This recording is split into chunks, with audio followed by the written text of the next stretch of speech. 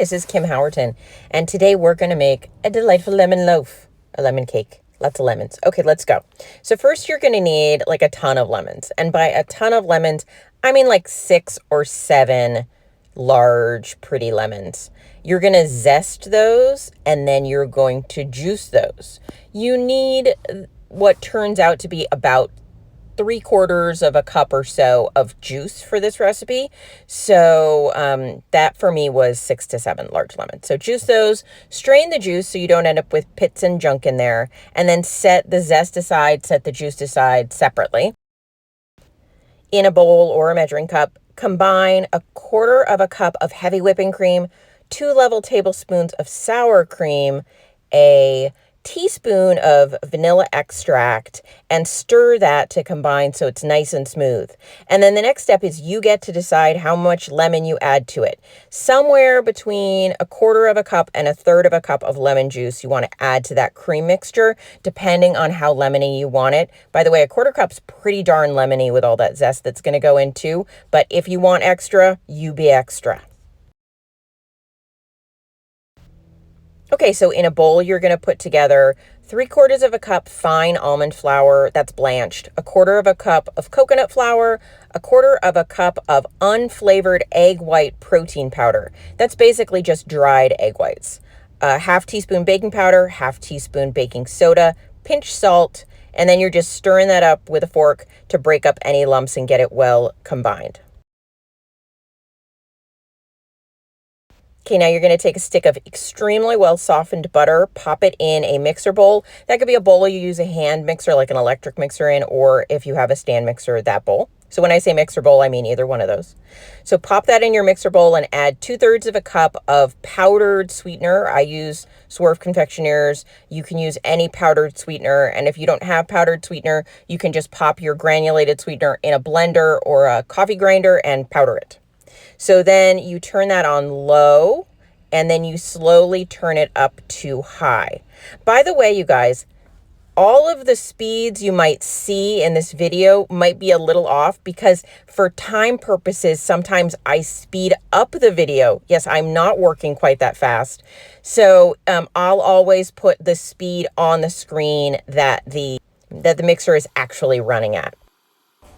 By the way, I'm using my paddle attachment. That's the attachment I'll use in my stand mixer to cream the butter.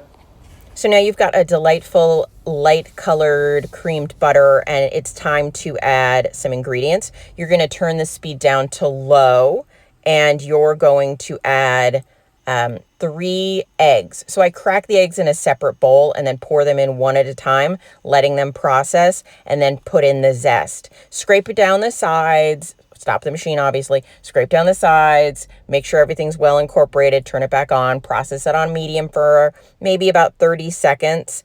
And by the way, if it starts to look like weird and curdled, don't worry. That's normal. That's what it's supposed to look like. Don't panic. It'll go away in the next step. Okay, in the next step, we're going to be adding the cream and the flour mixture. So turn your machine on low, and you're going to, because you want it to be beating as you're incorporating these things, and we're going to go back and forth.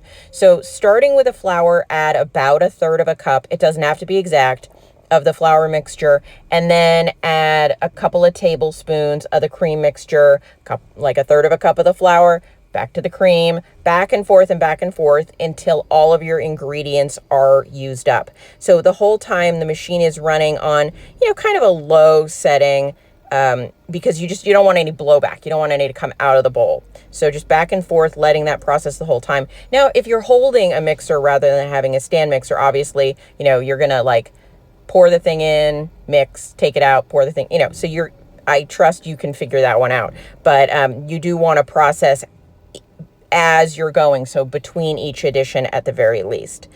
Once you've got all of those incorporated, make sure to give the sides a good scrape down and beat again on medium for just another minute. By this point, it should have nicely come together, and you can turn off your mixer and or hand mixer. Once it's done, your batter should look something like this. So then you're going to take out a standard sized bread pan. It's around 8 by 4.5, just a little under, like 4 3/8, and line that with parchment paper. That's important. And then you're going to spoon the batter into your bread pan and smooth out the top. It's, as you can see, kind of a thick batter. It's not super runny, so you are going to want to smooth that out. Then you're going to bake it in a 350-degree oven for 30 minutes, and then turn the heat down to 300 degrees and bake for another 10. So that's a total of 40 minutes, the first 30 of which are at 350, and then the last 10 of which are at 300. And then you're going to take that out of the oven and let it sit to cool for about 10 minutes.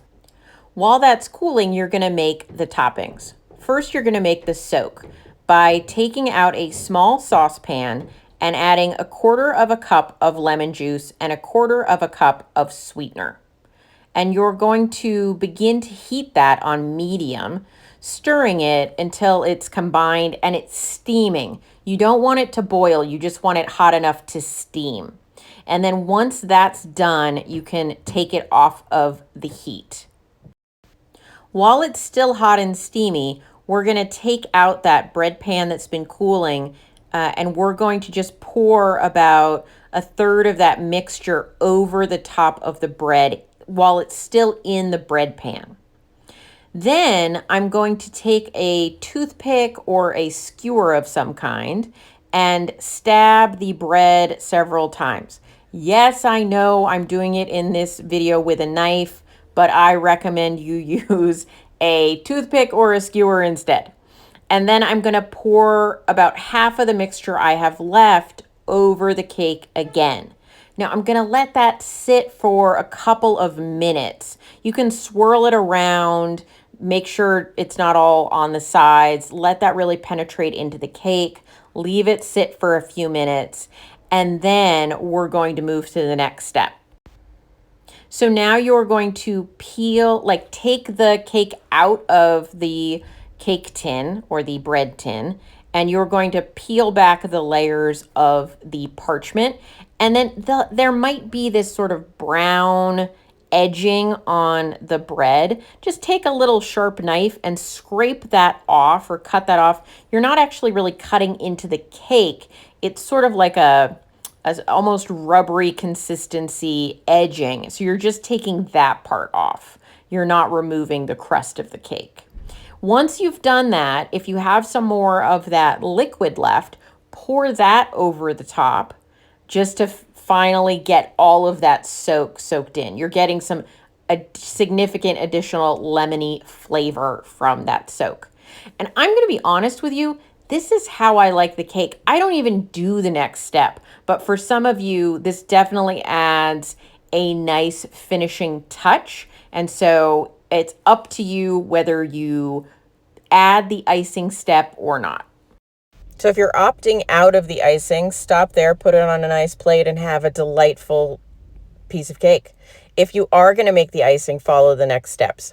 You're going to combine about 2 tablespoons of the lemon juice with about 4 tablespoons of that powdered sweetener that I seem to love so much. By the way, this topping is concentrated enough in the sweetener that you do get that cooling effect, or at least I noticed it. So if that bothers you for this step, either skip it or switch to allulose because you don't get the cooling with allulose, just an idea. But here's how you do it the way I did it. So again, mix together the 2 tablespoons of lemon juice with the 4 tablespoons of powdered sweetener. Stir it real well with a fork. It should get nice and creamy. And then I do that in a Pyrex, so it has a spout, which makes the pouring step much easier. And then I just diagonally pour very thin lines one way, and then I switch directions and pour slightly thicker diagonal lines the other way. You should have enough. If you want to do a full coating on the top, you can.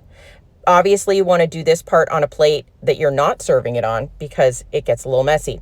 Then move that plate into the fridge to set it for 30 to 40 minutes. And at that point, you should be able to take it out, put it on a pretty plate, and slice it and have it look delightful. Oh, by the way, another option for icing this cake, it's a little less Starbucksy, but I think it's really good, is to do a lemon cream cheese frosting. So I'll put that in the notes so that if you want to do that kind of frosting instead of the glaze, you go and you do you. So I hope you enjoyed this video, and I hope you enjoyed the lemon cake. Keep it in the fridge if you have leftovers, which hopefully you should, unless you're having a party. It should be good for several days. And I hope you enjoy. Take care. Bye-bye.